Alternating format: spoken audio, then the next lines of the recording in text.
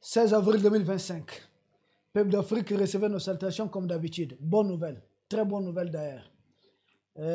Les autorités du Mali ont décidé de fermer tout simplement les bureaux de Barrick Gold ici à Bamako. C'est ça que j'ai dit. Le président Assimi ne parle pas beaucoup. Hein. Il est silencieux. Mais il agit. Les autorités du Mali agissent. C'était devenu de la foutaise. Cette société qui se tape des milliards depuis des décennies ici. Et nous, qu'est-ce qu'on gagne? Rien. On est en train de retourner nos terres comme... J'ai une fois visité un site minier là, mais je n'en revenais pas. C'est des collines artificielles. On retourne toutes nos terres. On rend des terres non propices à la culture. Même boire, consommer de l'eau là-bas, ça devient un problème. C'est l'un des plus grands gisements au monde. La mine d'or de Loulo-Goungoto. C'est autour de quoi les bras de fer alliés. Les autres exploitants se sont conformés. Mais Barrick Gold, se croyant peut-être beaucoup plus musclé, saisissant un tribunal d'arbitrage, même je sais pas, une commission d'arbitrage aux États-Unis, j'ai dit, vous n'avez rien compris. Vous n'avez rien compris. Le Mali appartient aux Maliens. C'est important. L'Est appartient aux Haïtiens. L'Afrique aux Africains. Pas des pseudo-africains avec qui vous collaborez. L'Afrique appartient aux vrais Africains, aux dignes, aux patriotes, aux nationalistes africains. Mais c'était trop. Comment on peut être un pays qui a autant d'or dans son sous-sol et être cité parmi les pays les plus pauvres? Et des pays qui n'ont rien, qui ont suffisamment de réserves d'or. Une fois, on a parlé des réserves d'or de la junte macronienne. Certains Africains nous ont dit, ah non, non, non, la France, là, son or ne vient pas d'Afrique. J'ai dit, mais c'est faux. Allez vérifier partout. 80%, ce ne sont pas mes chiffres, 80% de l'or détenu par leur banque, ça vient des anciennes colonies, principalement. Et il y a deux royaumes. La fin de l'empire Wassoulou, dirigé par Samoré Touré, cet or a été pillé largement. Et puis, la chute du royaume de Sikasso. Mais là encore, ils ont tout pillé. Voici là où ils ont eu suffisamment d'or, ils ont amassé de l'or à ce niveau. Mais sinon, où est-ce qu'ils peuvent acheter tout cet or? C'est de l'or volé ici. Et pendant la Deuxième Guerre mondiale, vous savez où est-ce qu'ils sont venus cacher leur or? Je vous en prie, faites des recherches. Ici au Mali, principalement dans la région de Caille, chef-lieu, la ville de Caille, principalement à la gare ferroviaire de Caille. C'est là qu'ils ont amené une bonne partie de leur or. Pardon, allez même sur Internet. Tapez l'or de la France cachée au Mali lors de la Deuxième Guerre mondiale.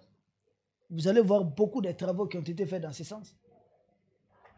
Et nous-mêmes, nous nous retrouvons sans or. Tout ce qu'on produit, viou. Parce qu'ils ont réussi à nous faire balader avec leur histoire de démocratie libérale. Ils ont envoyé à la tête de nos pays des gens qui ne s'intéressent qu'à leur fauteuil présidentiel, à leur fauteuil ministériel, aux avantages des postes politiques, mais ne s'intéressent pas à la situation réelle de nos populations. Barrick Gold, ces bureaux ont été fermés pour des impôts impayés. Vous avez des bureaux ici, vous ne payez pas les impôts.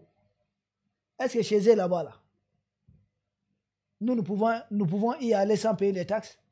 Demandez à ceux qui travaillent là-bas combien ils payent, combien ils versent comme taxes. J'ai un ami comme ça en Allemagne qui m'a dit ce qu'on prélève sur son salaire chaque mois. Il dit, général, quand je vous parle des taxes, là, vous n'allez pas comprendre. C'est pourquoi quand il était question des taxes ici au Mali, certains mercenaires politiques voulaient désinformer la population contre l'État en faisant croire ici comme si au Mali, les gens ne doivent pas payer les taxes. Des taxes d'1% et 10%. Je dis, mais chez Macron, chez qui vous partez là-bas, on ne paye pas les taxes là-bas. Aux États-Unis, on ne paye pas les taxes. En Angleterre, on ne paye pas. En Allemagne. Mais un État, sa force, c'est quoi? C'est cumuler beaucoup de richesses, avoir de l'argent. Comment avoir toutes ces richesses? Mais il faut payer des taxes. Mais autrefois, moi je ne comprends pas souvent certains Africains. Quand les colons étaient là, mais on payait des impôts de notre âme non, pour exister. Si on y a Bambara Nisson, nous payons même notre existence. On payait. Et banalement, tout le monde était tranquille. Et maintenant qu'on demande de cotiser pour qu'on fasse des routes, montrer qu'on peut réussir sans eux et leurs fameuses institutions. Certains Africains sont là encore à communiquer pour essayer de décourager la majorité des populations. J'ai dit, mais finalement, que voulez-vous? Vous dites, ah, depuis les militaires sont au pouvoir, ils n'ont pas réalisé, mais ils ont fait tout ce qu'ils peuvent. Ils sont en train de bosser. La crise énergétique au Mali, c'est commencé d'être un souvenir derrière nous. Pour ceux qui croyaient que sans Ouattara, on ne doit pas relever les défis énergétiques. Ah oui, maintenant c'est près d'y passer. Nous avons demandé, nous avons changé le code minier. Autrefois, nous on n'avait que 20%. J'ai dit bien 20%. On a changé. Nous sommes montés à 35%. Barrick Gold ne va pas se conformer. J'ai dit, yeah, c'est mal connaître les autorités qui dirigent le Mali. Vous allez vous conformer. Les 35%, vous allez payer. Les autres sociétés ont payé. Certains avaient fait des bruits à gauche et à droite, mais elles ont payé. Barrick Gold a payé une tranche. Le reste, là, on va tourner. Non, non, ça ne va pas fonctionner. Vous allez payer. Djagoya, degré de force, vous allez payer. Chez vous, là-bas, vous acceptez que des gens travaillent là-bas sans payer les impôts. Et puis, on fait monter les trucs à 35%. Mais le lithium est exploité à ce titre. D'autres ressources sont exploitées à ce titre. Et l'État malien, vous avez, rien qu'avec ce code minier en 2024, par rapport à 2023, on a fait plus de 52% des recettes de plus. Plus de 824 milliards de francs CFA. Oui, un record au Mali. C'était du jamais vu. Donc on a besoin des sous. Nous faisons la guerre, nous sommes un pays en guerre. On a besoin de collecter les fonds. Donc les entreprises minières les sociétés minières doivent contribuer. Chacun doit fournir des efforts. C'est notre or. De l'autre côté, il y a aussi des taxes. Nous-mêmes, Maliens aussi, nous devons mettre la main dans la poche. Des deux côtés, il y a des mercenaires politiques. C'est pourquoi moi, j'ai dit, j'encourage vivement les autorités du Mali. Autrefois, on avait déjà suspendu les activités des partis politiques. Pour moi, il faut dissoudre purement et simplement cette histoire des partis politiques. Nous sommes un pays en guerre. Dans un pays en guerre, les histoires des partis politiques du Sénégal, c'est mon opinion. Hein? Moi, je ne suis pas d'avis. Est-ce que c'est des choses qui vont renforcer l'État ou c'est des choses qui vont affaiblir l'État? Mais en France, lors de leur anarchie là, qu'ils ont fait appeler la Révolution française, de 1789, 2 ans après 1791, quand la France a compris qu'elle était menacée par beaucoup de pays européens qui avaient peur du vent de contagion. Mais ils ont fait voter une loi en France qu'on appelle la loi Les Chapeliers. C'est en 1791. Cette loi, elle est restée en place jusqu'à dans les années 1884. Donc, plus de 90 ans à peu près. Près de 90 ans, cette loi est restée en vigueur. Pas d'association, pas de syndicats. Jusqu'à ce que la France soit totalement stabilisée. Aux Africains, cette histoire des syndicats même, ça n'est pas culturel en Afrique. Que des gens refusent de travailler en groupe, ça n'existe pas en Afrique. En Afrique, là, on travaille. Ce que nous savons, c'est travailler. Mais, maintenant, est-ce nos syndicats, nos partis politiques en Afrique renforcent nos États ou affaiblissent nos États? Si nos États sont affaiblis, à qui ça profite? Si ça profite aux ennemis du pays, ça devient un outil géopolitique contre nos pays. Mais si ça renforce l'État, c'est des outils en ce moment en faveur de l'État. Parce que tout ce que l'État, quand l'État donne l'agrément à un syndicat ou bien à une association, bien à un parti politique, ce n'est pas pour affaiblir l'État, au contraire. C'est pour le renforcer.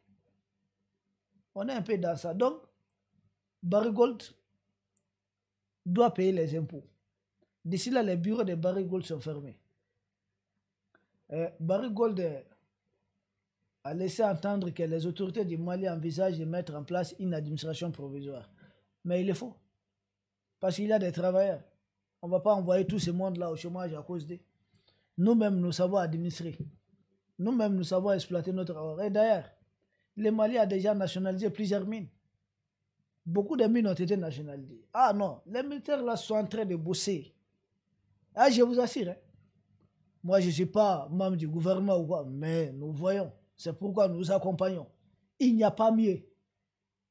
Des dirigeants patriotes comme ça, je vous en prie.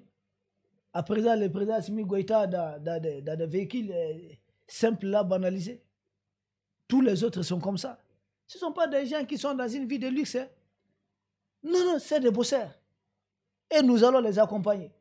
Tous les mercenaires politiques, les mercenaires médiatiques mis en mission ont échoué. Ils sont en échec. Et dites-vous, ça ne va pas prospérer. Peuple d'Afrique, c'est une très bonne nouvelle pour nous. D'ailleurs, aujourd'hui même, une autre mine a été nationalisée par le Mali. Ouf, bravo. Finalement, on va récupérer tout notre or. C'est un processus. Pour ceux qui ne voient pas, ou ceux qui ont été envoyés en mission pour essayer de présenter les Mali ou bien les présidents Assimi comme un faible de l'Est, je dis, vous vous trompez lourdement, très lourdement. Nous regardons Alger dans les yeux. Les théories sont matées. La crise énergétique est en train d'être réglée derrière nous. Nous voyons les dernières tentatives tentées par la junte macronienne. Ça aussi, nous allons les contrer très bientôt. Ils ne vont pas réussir à déstabiliser ça, soyez-en rassurés. Sur le plan militaire, nous sommes en train de les botter. Sur le plan économique, nous sommes en train de nationaliser les mines d'or et nous sommes en train d'augmenter les recettes. Sur le volet fiscal, là encore, il y a des taxes, des impôts. Les choses bougent. Les infrastructures, je ne vais pas vous parler de tous ces projets en cours pour l'indépendance, la souveraineté énergétique totale. Je ne vais même pas vous parler d'autres. Il y a beaucoup de choses en cours. Un hôpital militaire XXL tel jamais construit au Mali est en chantier, non loin de Bamako, sur fonds propres. Certaines routes, vous allez voir des voies Kati Bamako et des déroutes, même l'autre route internationale. On travaille. Ça travaille ici. Peuple d'Afrique, accompagnez-nous simplement avec vos prières. Le Mali, si nous réussissons au Mali, nous réussissons dans l'espace AES. Il n'y a pas de raison pour que les autres peuples d'Afrique aussi n'emboîtent pas les pas. Et nous allons réussir. Mise en scène avec les Gabon, les frères gabonais vont comprendre. Très bientôt. Nous disons à Brice Oligui Nguema de s'éloigner de la junte macronienne. Ne continuez pas à être leur carburant de grâce que le pétrole gabonais coule pour des enfants gabonais. On vous en prie. C'est un pays qui n'est même pas peuplé. Si les richesses du Gabon sont bien partagées, chaque Gabon vivrait comme les Libyens au temps de Kadhafi. Pardon, de grâce, les Gabon, le Congo, arrêtez de pomper le pétrole pour ces impérialistes. Mais Denis Sassou Nguesso, après votre âge, vous n'avez pas honte? Peuple d'Afrique, nous vous remercions et à très bientôt pour un autre sujet au sommet de l'actualité. Merci.